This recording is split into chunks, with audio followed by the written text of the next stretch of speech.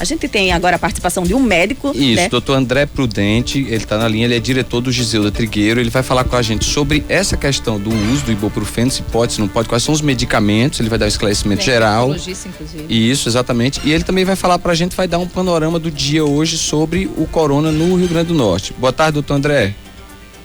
Boa tarde a todos os ouvintes, a toda a bancada, todo o estúdio. O senhor ouve a gente bem? Sim. Tá bom. Doutor, por favor, qual é a recomendação com relação ao uso de ibuprofeno? Pode usar, não pode? E qual é a alternativa? O ibuprofeno, ele é um anti-inflamatório com propriedades antitérmicas e analgésicas. Então ele é muito utilizado para pessoas com febre, para pessoas com dor e também como anti-inflamatório. No atual cenário do Covid-19, foi visto que as pessoas que usam ele podem prolongar o tempo que o vírus fica na pessoa.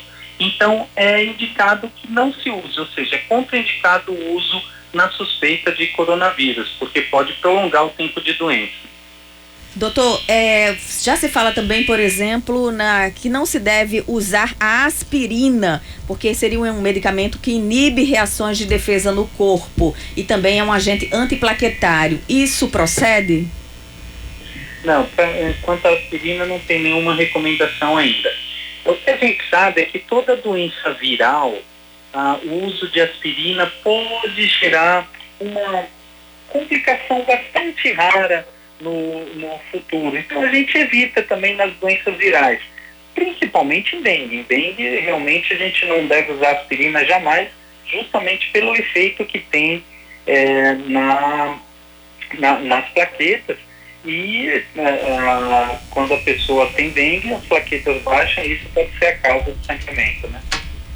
Doutor André, qual seria então, existe um medicamento que pode ser, que é indicado, ou o correto é indicar que os pacientes ou os que estão com suspeita não se mediquem, não se automediquem? Exatamente, a automedicação ela é bastante prejudicial. Sempre que a pessoa está doente, o ideal é procurar o atendimento médico, porque nem todo mundo pode usar os mesmos medicamentos. Um medicamento que serve para uma pessoa pode não necessariamente servir para outra. Doutor. Por diversos motivos, por uma estar grávida, a outra não está, por uma ter alergia, pela outras medicações que a pessoa pode estar usando para o coração, para diabetes. Então tem interações. Então o ideal é sempre procurar a orientação médica para usar qualquer medicamento. Doutor André, normalmente a orientação é essa, mas num caso que a gente está vivendo de pandemia de coronavírus, os especialistas estão orientando as pessoas a só procurarem o serviço médico se os sintomas, né, da suposta gripe ou resfriado evoluírem para um caso mais sério, como falta de ar, febre, enfim. E as pessoas vão ficar em casa, estão ficando em casa, em isolamento, em quarentena, e geralmente elas procuram algum remédio para aliviar algum sintoma de gripe. Então, não devem usar nada? Ou tem algum remédio, por exemplo, um paracetamol que pode ser usado?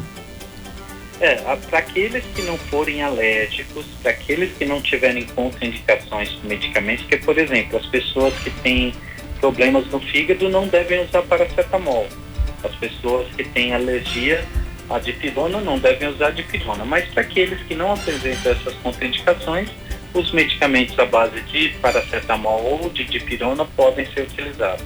Doutor André, as pessoas com coronavírus relatam dificuldade de respirar. E muitas pessoas que têm quadros respiratórios fazem uso das bombinhas, né, com corticoides. Nesse caso, é indicado que essas pessoas façam uso das bombinhas? Não, as bombinhas essas realmente as pessoas não devem fazer sem receita médica de maneira alguma, né? Principalmente ter corticoide e corticoide, assim como ibuprofeno, são medicamentos não indicados para os casos suspeitos de coronavírus. Eles podem piorar o quadro realmente.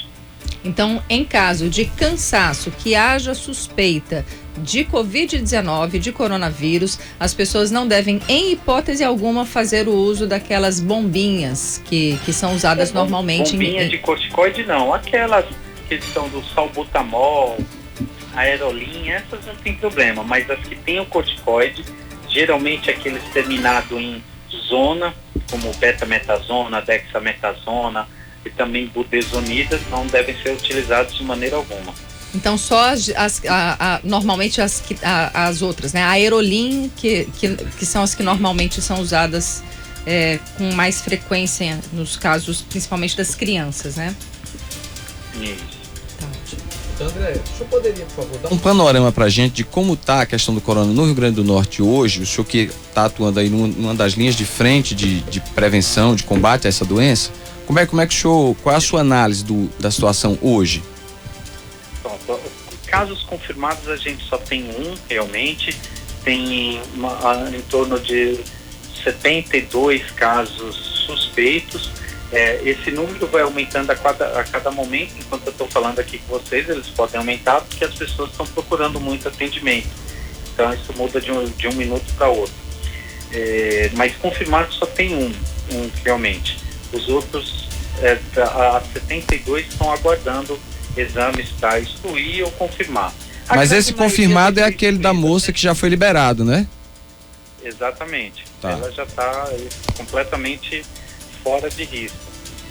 Agora, essa questão... Outros casos confirmados, não. Agora, até que ponto que a gente vai ter essa confirmação, já visto que a gente tem uma dificuldade no diagnóstico também, né? Porque existe, até onde se sabe, uma dificuldade na realização desses testes diagnósticos, né? Tá faltando reagente, né? Veja bem, no SUS ele não faltou. Agora acontece muito, isso é importante que a população compreenda, que esse é um exame caro, é um exame bastante caro, é um exame novo, né? É um exame com tecnologia de ponta, biologia molecular. Por conta disso, o Ministério da Saúde estabeleceu critérios para casos suspeitos. Então, apenas aqueles que se enquadrarem na definição do Ministério da Saúde é que farão os exames. E não adianta, como as pessoas têm feito, tentar brigar com o enfermeiro, com o médico, porque não é culpa deles. Isso é determinação do Ministério da Saúde. Se a gente escolher o exame de quem não se enquadra nas definições do Ministério, ele não será feito, porque quem faz é o Ministério da Saúde. Hoje é feita da seguinte maneira: é colhido o exame, isso qualquer unidade pode colher. É importante que o ouvinte saiba que não é para correr todo mundo para o José do Figueiredo, porque não tem como atender toda a população ao mesmo tempo. Lá é a referência para os casos graves, né? Então, quem acha que é um caso suspeito deve procurar atendimento em qualquer unidade de saúde. Doutor André. Se se enquadrar nos critérios, será colhido o exame que será enviado para o Laboratório Central do Rio Grande do Norte. Doutor E André. lá é feito o exame para todos os outros vírus. Se apareceu algum outro vírus, o caso já é descartado. Se é negativo, ele vai ser enviado para um dos 3 laboratórios do Ministério da Saúde. No nosso caso, a gente manda para Evandro Chagas, em Belém do Pará. E isso pode levar 7, às vezes até 10 dias para a gente receber o resultado. Mas a grande maioria tem recebido antes porque está sendo descartado pelo surgimento de outros vírus. Doutor André, a gente tem uma pergunta aqui da Vânia Patrícia, que ela está acompanhando o programa, assistindo pelo nosso canal do YouTube. Ela diz o seguinte: boa tarde, estou gripada, tem perigo de ser coronavírus se eu não tive contato com ninguém que tenha viajado e também não fiz viagem? Nesse momento, no Rio Grande do Norte, não. Não há transmissão local no Rio Grande do Norte. Então, a maioria dos casos que têm feito os exames realmente está confirmando gripe, influenza, né?